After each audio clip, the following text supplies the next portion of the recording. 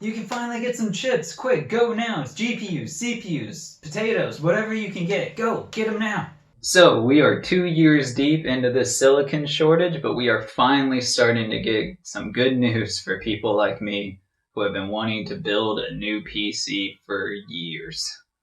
Prices have started to come down to only slightly above Earth. So what am I talking about? Well, if you've been paying attention these last few years, you would know that computer hardware in particular has been insanely expensive. Scalpers would buy many of the high-end parts, particularly graphics cards, mark them up at a huge rate and sell them on eBay for a massive profit, to the point where getting a graphics card at MSRP has been like winning the lottery. And if you aren't a gamer, first, thanks for getting this far into the video, but second, this has likely affected you in several ways as well.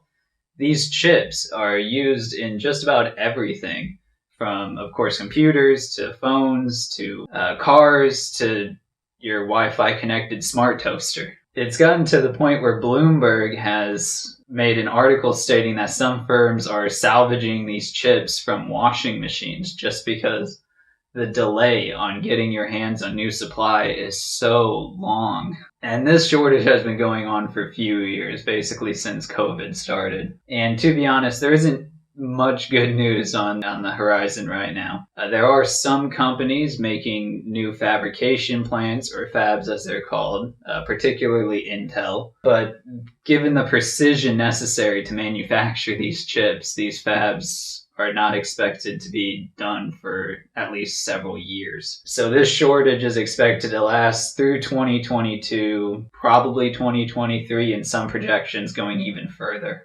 So if that's the case, why was I so excited? And we actually do have a little bit of good news. This is coming out of Europe. There is a German source called 3D Center. So the article is in German, but we do have some English articles about it that give a little bit more information. What 3D Center has done is they have tracked the retail price of AMD and NVIDIA graphics cards in relation to their MSRP. And the prices have started to come down, where AMD and NVIDIA graphics cards are only 12% and 19% above MSRP respectively. And that is down from the absolutely crazy amount in May 2021 of over 3 times MSRP.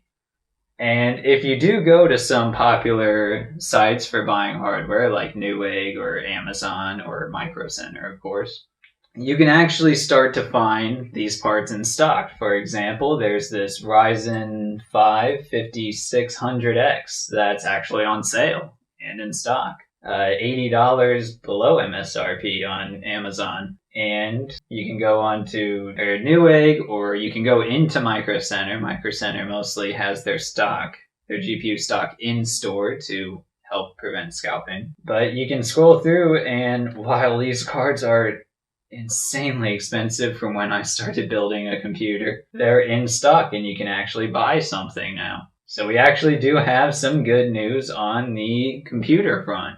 So I was looking at these GPU prices, and it made me realize just how inflated graphics cards have gotten. I remember buying a GTX 970 in my second computer. It was near the top end, and that GPU cost around $300 to $350 when I bought it. And now just the 3050, what used to be the mid-tier level, is in the $300 to $400 price range. And yes, I know that the cost of materials has gone up over the last 10 years, like copper and so on. I know, but these are brutal. But I did find some good news on the budget end. So AMD has been working on their APUs for years now, and they've made a lot of progress, where APUs are basically a CPU with a more beefy GPU built in. And they got their new Ryzen Phoenix line coming up. And the graphics card built into these chips is supposedly able to compete with their own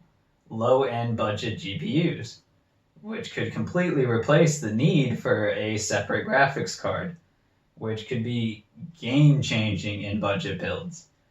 And of course, Intel is working on their own integrated graphics, and they're also working on a discrete graphics card lineup as well, so I'm curious to see where that goes. But the question will be, can these live up to the hype? And if they do, can they keep them in stock?